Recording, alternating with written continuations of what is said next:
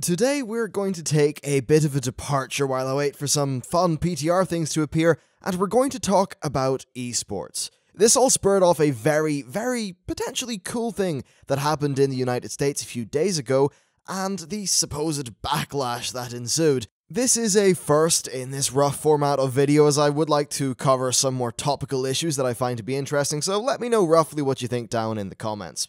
Essentially, Blizzard have been running a tournament over the last while called Heroes of the Dorm.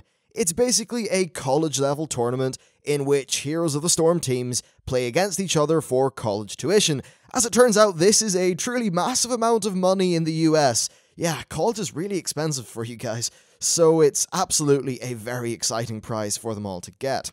What makes this very newsworthy, though, is that the finals were basically broadcast on ESPN2. If you're not aware, ESPN is a massive sports television network in the US.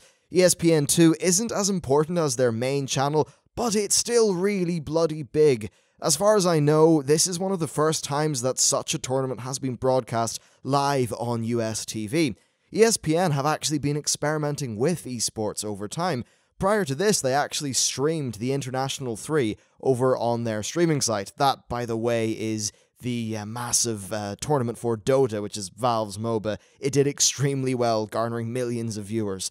Of course, the US isn't everything, and the likes of, say, the DreamHack finals have actually been live on Swedish TV. But as far as Western gaming goes, the US is a massive market. I can say as a YouTuber looking at my demographics, the USA is your single largest demographic in general when it comes to gaming. In fact, just for interest, I'll flash up some of my statistics on the video. In short, this is a very noteworthy moment that signifies a big player getting more and more interested in the esports scene, to the point where they're actually going to be committed to putting it on live TV. And in this video, I will be really covering three different things.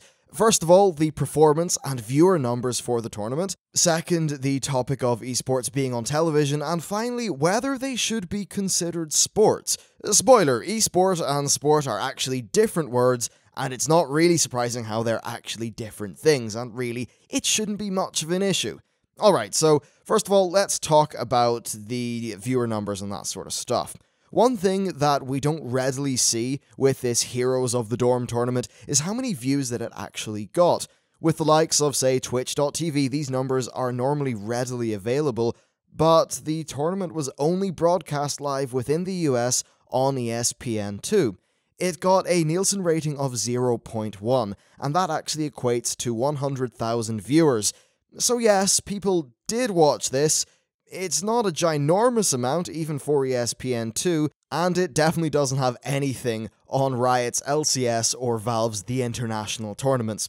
In reality, this is probably because Heroes of the Storm does not have a massive player base. The game isn't even out yet. Additionally, it was only shown in the US.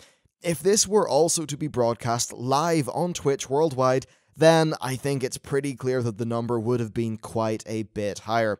Remember how I talked earlier about ESPN experimenting with esports? Well, after Heroes of the Dorm, they released a statement which said, firstly, that it attracted a passionate audience on a highly competitive night. Secondly, that the event met their strategic objective to experiment with new formats and programming to engage new fans. And after that, they went on to say that while they have no additional plans to announce, they will continue to look into delivering championships that meet their strategic goals. So overall here, what we see is that they got viewer numbers that they are happy enough with on a game that, let's face it, isn't that large. Plus, it was probably heavily subsidized by Blizzard Entertainment, so it didn't cost them that much to put on, I would imagine. League of Legends' most recent LCS finals garnered 32 million unique views. That's just for the finals. Insanely large numbers. So yes, overall the audience is there. If I were to speculate, it would seem that this tournament was a bit of a tester, a low-risk tester on ESPN2 before they tried to put on larger games and larger tournaments. The viewer base is there, esports numbers pretty much confirm that, and it would seem that ESPN are positioning themselves to eventually get a slice of that pie. Esports are already eclipsing many traditional sporting events in terms of viewership, and it's still only the early days of esports. They have a long way to grow, and by the time that maybe another 10 years of growth has happened, I'm sure they will be a absolutely major player, and a lot of TV networks will be trying to get a slice of it. Although all that said, do we really need esports to be on television, and should we even want it to be on television? It's really tempting to see esports on TV as a kind of mark of it being mainstream, a sort of badge of acceptance, but is it really good? Well, of course, as time goes on, having it televised, and therefore it going out to a more mainstream audience, would certainly help spread the word of games, but other than that, I'm not particularly sure.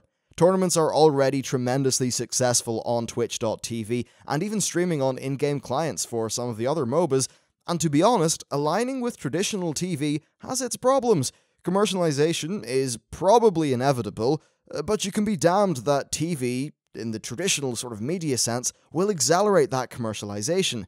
Moreover, traditional TV is basically on the way out, with the likes of actually ESPN sports coverage being one of the only reasons that loads and loads of people even bother with a cable or satellite TV subscription.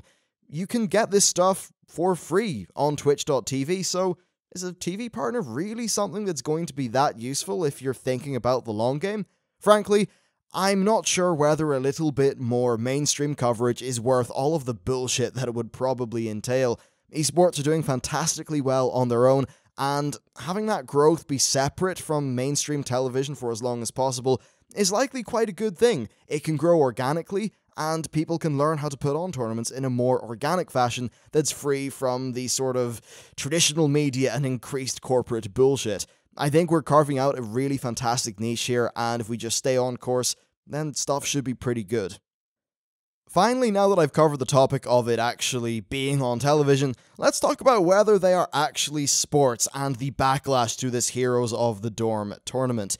Twitter flared up with a delicious flurry of salty sports spectators who decried the basement-dwelling, well, so-called basement-dwelling children that appeared on their televisions.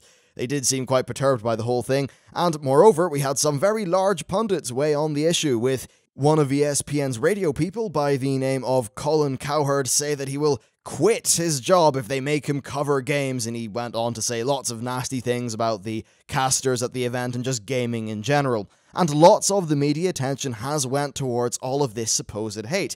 In reality, though, Twitter produces little of value at the best of times, and there isn't much talking about a few salty brosivs.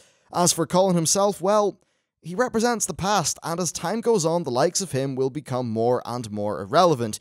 In short, the numbers prove that esports are completely viable, and that's what matters. At the end of the day, whether Colin Cowherd likes esports or not, it's not much of an issue. Sure, he'll incite a bunch of people that would probably never even watch esports anyway, so it's not too much of a problem. What I often do see, though, amongst both gamers and non-gamers alike, is debate over the word esport, and whether it's a good word or a bad word or whatever. And more importantly, over the question, are esports sports? Well, I think the answer is very simple. No, they're not sports. That's why we have a different name for them.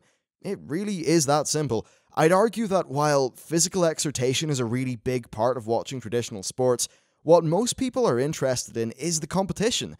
Honestly, competitive gaming is probably a better phrase, since the word sport does have connotations of physical exertion, so I get the confusion, but really we're kind of all watching it for the same reason. Similarly, we actually call sprinters or weightlifters athletes, while we call esports competitive people pro gamers, which is exactly what they are. All of these distinctions are already in place. So again, I think this question of it being a sport isn't really a massive issue. I don't think that many people were trying to say that playing football, hand egg, weightlifting, or any of that stuff was the same as actually playing a game competitively. So yes, they are similar, but also a little bit different, and that's fine because it's already reflected in the words that we use for them. Really, it's not much of a problem, and what matters is the viewing numbers. A lot of people like this stuff, so yeah, it's valid, and it's definitely got its place amongst the sort of sphere of competitive things. One of the benefits, though, that sports had over traditional games of skill like chess is that sports generally were a lot faster paced. They provide an arguably more fun viewing experience for the average viewer. Esports are an evolution of those games of skill. You get all of that interesting, skill-based gameplay combined with the blazing speed that only the best of the best can compete at. This creates a really mentally stimulating and fast-paced viewing experience that, like with traditional sports, can be commentated by both a color and analytical commentator, which really does nail that viewer experience. Fundamentally, I think we watch this stuff for the same reason that sports fans watch their traditional sports. As much as I poked fun at them earlier, we do actually share a bit of a common ground. So next time you see someone talk crap about esports or anything like that, try filling them in on the fact that really, we like our thing for the same reason that they like their thing, and there's no point being dicks to each other. Though of course, if someone's just going to be a toxic troll, yeah, don't bother with them. So in summary, large entities are taking notice, TV may not be the best thing for esports, and hardly anyone claimed that they were literally identical to sports anyway, so we all have some common ground. That's basically it for this video. I wanted to do something a little bit more topical. It's early days, so let me know how I did. Thank you very much for watching the video if you got this far, and I will see you next time.